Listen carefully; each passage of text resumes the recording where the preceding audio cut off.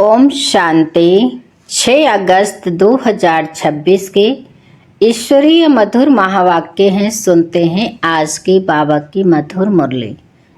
बाबा ने कहा, मीठे बच्चे, अपने आप से वायदा करो कि हमें बहुत बहुत मीठा बनना है। सबको सुख की प्यार की दृष्टि से देखना है।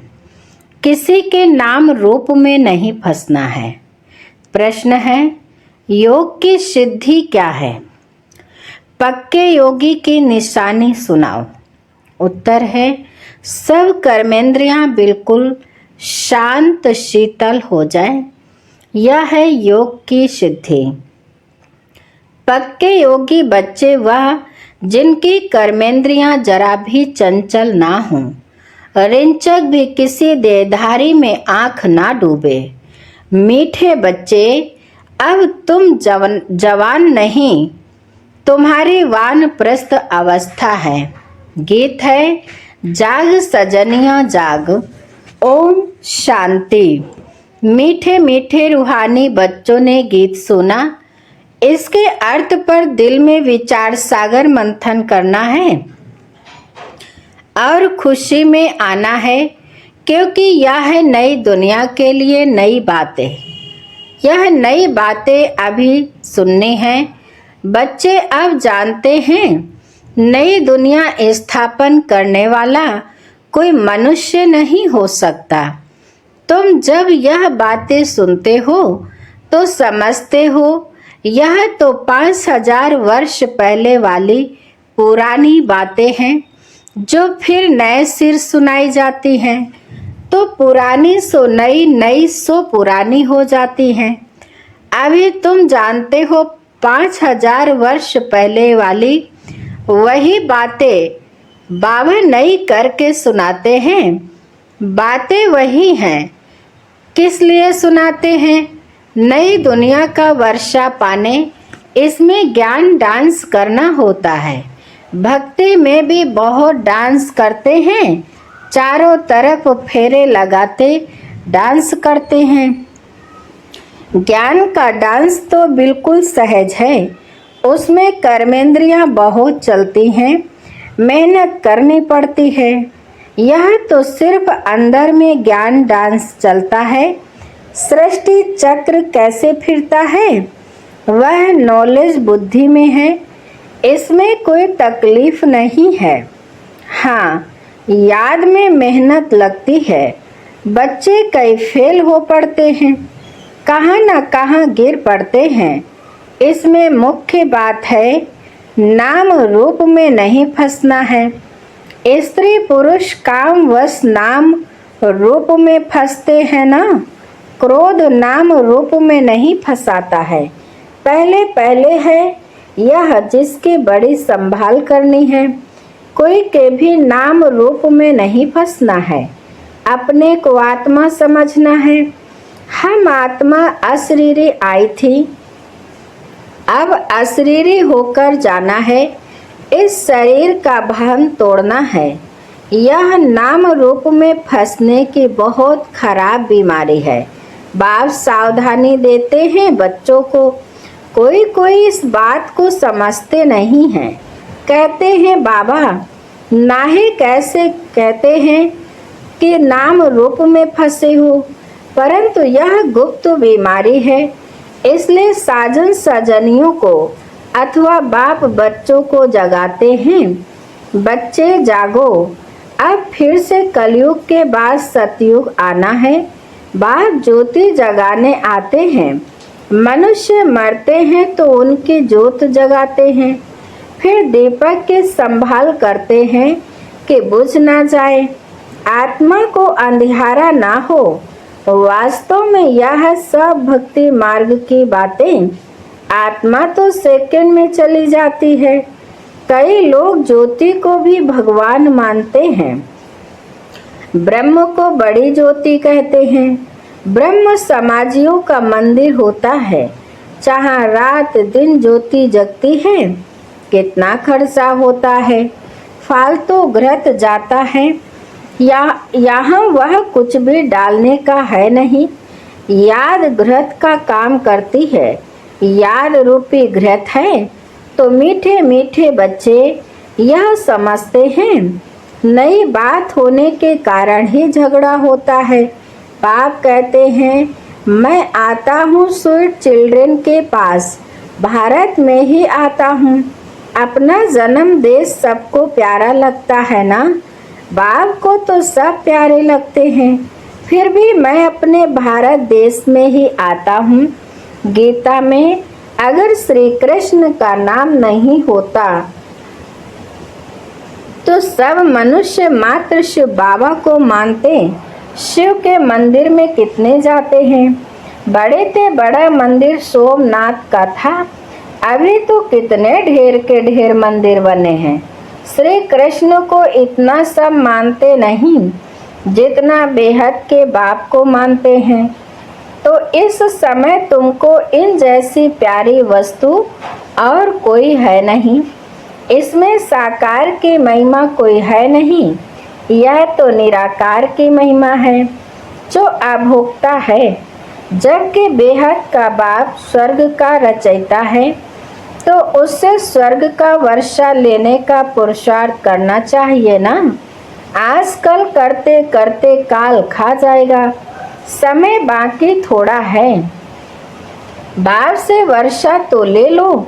जब प्रोव लिखते हैं तो उस समय समझाना भी है, जबकि निश्चय करते हो वह बेहद का बाप है तो बाप से वर्षा लेने का पुरुषार्थ करो, नहीं तो बाहर जाने से झट भूल जाएंगे। बाप तो कल्याणकारी है ना। कहते हैं इस योग से ही तुम्हारे सब दुख 21 जन्म के लिए दूर होने हैं। बच्चियां घर में भी समझाती रहें कि अब सब दुख दूर करने वाले बेहद के बाप को याद करने से ही तमो प्रधान से सतो प्रधान बन जाएंगे। पवित्र तो जरूर रहना पड़े, मूल बात है पवित्रता की। जितना जितना याद में जास्ती रहेंगे तो कर्म में इंद्रियां भी शांत हो जाएंगी। जब तक योग की सिद्धि पूरी नहीं होती है तो इंद्रियां भी शांत नहीं होती हैं। हर एक अपनी जांच करे, काम विकार मुझे कोई धोखा तो नहीं देता, कोई चंचलता नहीं होनी चाहिए। अगर मैं पक्का योगी हूँ तो यह जैसे कि वानप्रस्थ अवस्था है, बाप को ही याद करते रहना है। बाप सब बच्चों को समझाते हैं जब तुम अच्छे योगी बनेंगे, कहाँ भी आँख नहीं डूबेगी, तो फिर तुम्हारी इंद्रियां शांत हो जाएंगी। मुख्य है यह जो सबको धोखा देती हैं।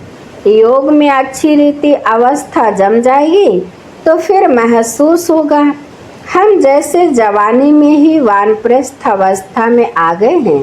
बाप कहते हैं काम महाशत्रु है तो अपनी जांच करते रहो। जितना याद में रहेंगे उतना कर्मेंद्रियां शांत हो जाएंगी और बहुत मीठा स्वभाव बन जाएगा। फील होगा मैं पहले कितना कड़वा था, अब कितना मीठा बन गया हूँ। बाबा प्रेम का सागर है ना, तो बच्चों को भी बनना है। तो बाबा कहते हैं सबके साथ प्यार की दृष्टि रहे। अगर किसको दुख देंगे तो दुखी होकर मरेंगे, इसलिए बहुत मीठा बनना है। बाबा कहते हैं मैं रूप बसंत हूँ ना। बाबा से कितने अमूल्य ज्ञान रत्न मिलते हैं जिससे तुम झोली भरते हो। वो लोग फिर शंकर के आगे जाकर कहते हैं भर दे झोली। उनको यह पता नहीं है कि शंकर झोली भरने वाला नहीं है। अभी तुम समझते हो ज्ञान सागर बाबा हम बच्चों के ज्ञान के रत्नों से झोली भरते हैं। तुम भी रूप बसंत हो, हर एक की आत्मा रूप बसंत है। अपने को देखते रहो हम कितना ज्ञान रत्न धारण कर और ज्ञान डांस करते हैं अथवा रत्नों का दान करते हैं। सबसे अच्छा रत्न है मन मनाभव। बाप को याद करने से बाप का वर्षा पाते हो। जैसे बाबा में ज्ञान भरा हुआ है, वैसे बाप भेड़ बच्चों को आप समान बनाते हैं। गुरु लोग भी आप समान बनाते हैं। यह है बेहद का बाप, जिसका रूप बिंदी है। तुम्हारा भी रूप बिंदी है। तुमको आप समान ज्ञान का सागर बनाते हैं।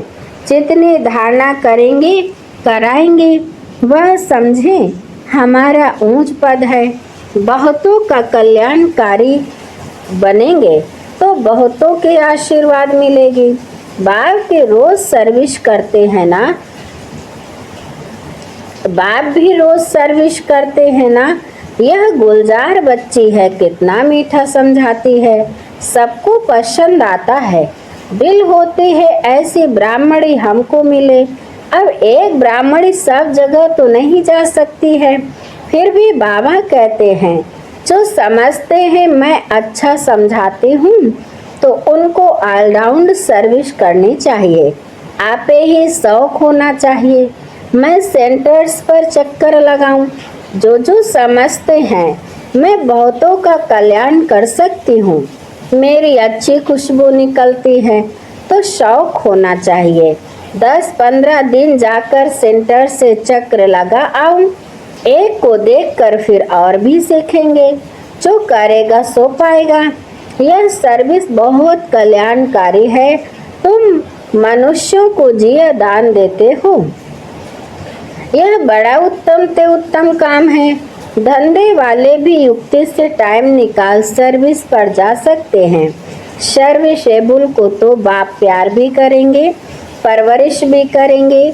जिनको सर्विस का शौक होगा वह सर्विस बिगड़ रह नहीं सकेंगे।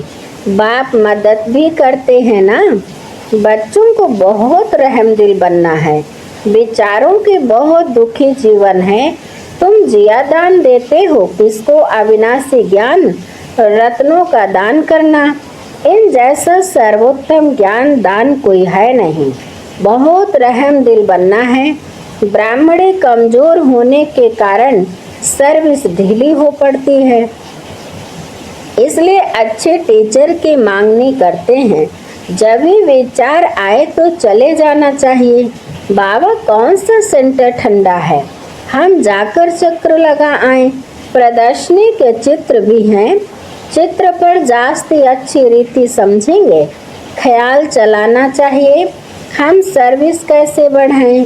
बाप भी सबका जीवन हीरे जैसा बनाते हैं। तुम बच्चों को भी सर्विस करनी है।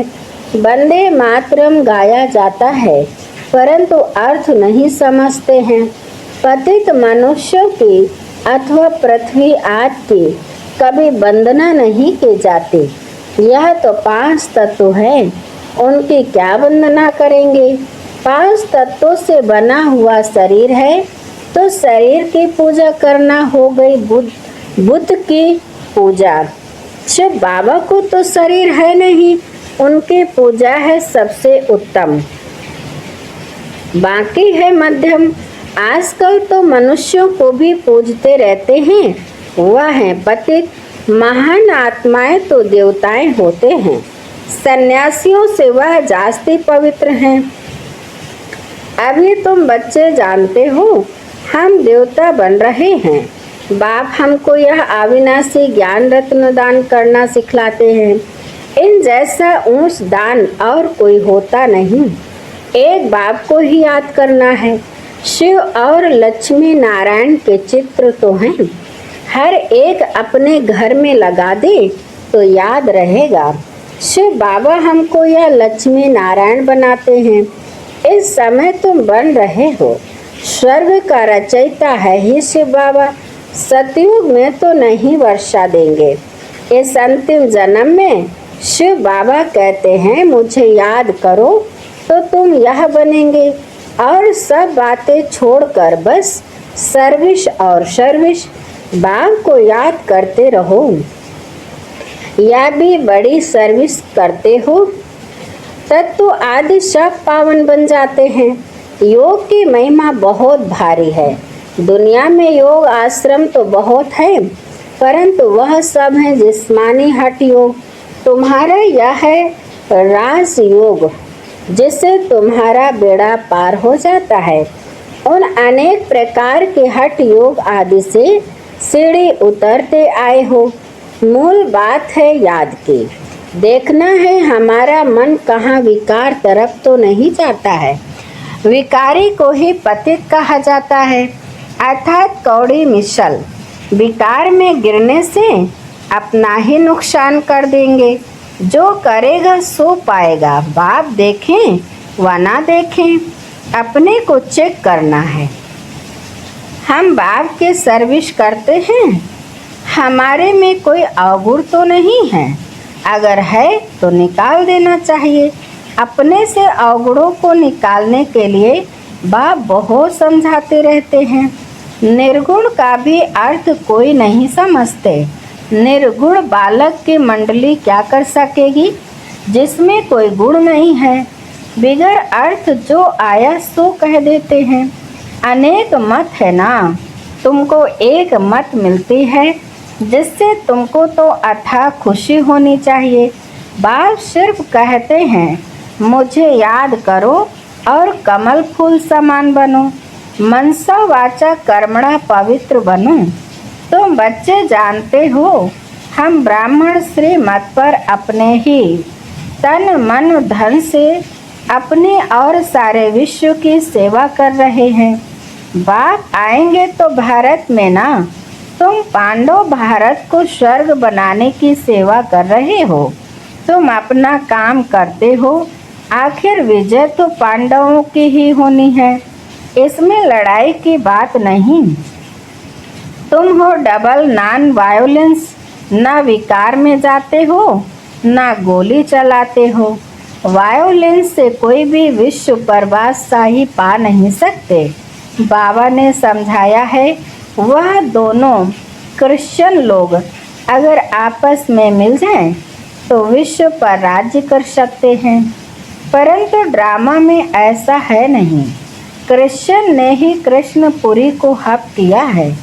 असुर तो भारत श्री कृष्ण की ही पुरी था ना।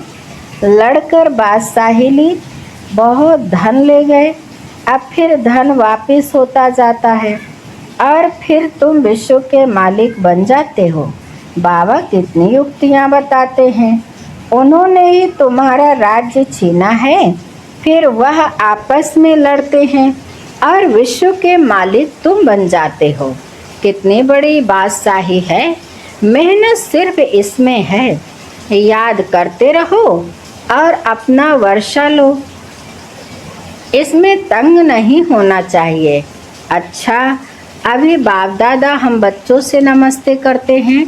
मीठे मीठे शिकिल दे बच्चों प्रति माता पिता बाप दादा का याद प्यार और गुड मॉर्निंग। रूहानी बाप के रूहानी बच्चों को नमस्ते। हम रूहानी बच्चों की रूहानी माता पिता बाप दादा को याद प्यार और गुड मॉर्निंग, नमस्ते नमस्ते नमस्ते। शुक्रिया बाप दादा, शुक्रिया। धारणा के लिए मुख्य सार नंबर 1, दूसरी सब बातों को छोड़कर ज्ञान दान करना है, रूप बसंत बनना है, अपने अवगुणों को निकालने का पुरुषार्थ करना है, दूसरों को नहीं देखना है।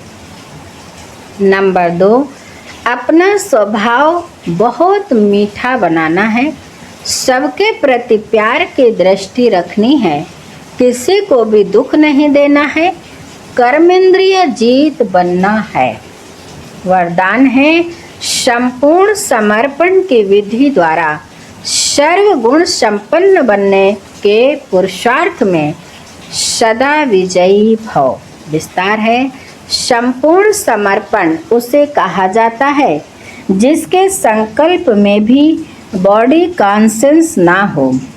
अपने देह का भान भी अर्पण कर देना, मैं फलानी हूँ, यह संकल्प भी अर्पण कर संपूर्ण समर्पण होने वाले सर्व गुणों में संपन्न बनते हैं।